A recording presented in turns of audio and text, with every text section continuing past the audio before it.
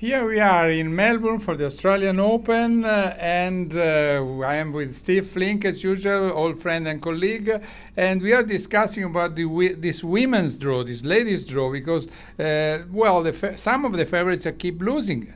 They do, and it's becoming more common, and we shouldn't be shocked given that there was some injuries and illnesses before the tournament. We still have Serena Williams, we still have Maria Sharapova, so we have 4 of the top 8. It's not bad, and we also have lingering out there number 7 Kerber and number 14 Azarenka, and Radwanska, of course, up there in the top 4. Those are the players I think are going to do very well this fortnight. Yeah, Azarenka, we don't have to forget that she won this tournament twice. Right. And even if she is now lower ranked, I mean, she's still one of the top favorites. And she's destroying everybody in sight and looking as if she's fully confident. I'd love to see her get back into the finals, and I wouldn't be a bit surprised if she did.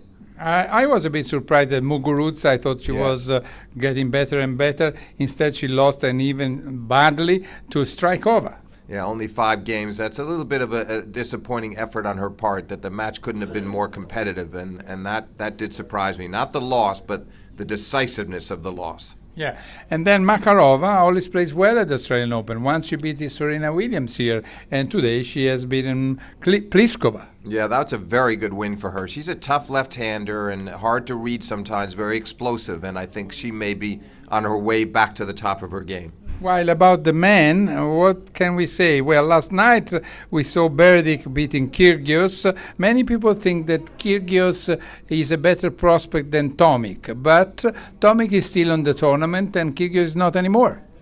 True, Tomic is very solid, and he'll make the most of what he has because he's so smart and resourceful. But Kyrgios, in the long term, is no doubt in my mind, long term, he could be number 1 in the world someday. And it's just going to take him a little longer to develop. He's still a little hot-headed. He double-faulted on match point there in that match against Berdych. But I think we're going to see some magnificent things from him in the years ahead.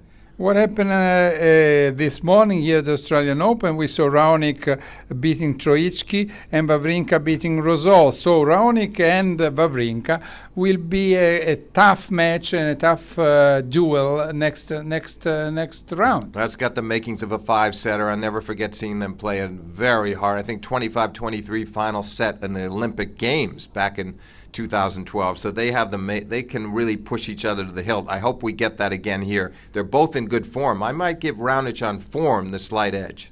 Okay, that's all for the moment and for the day. Bye-bye from Melbourne, from Ubaldo, Scanagatta, and Steve Flink. See you tomorrow.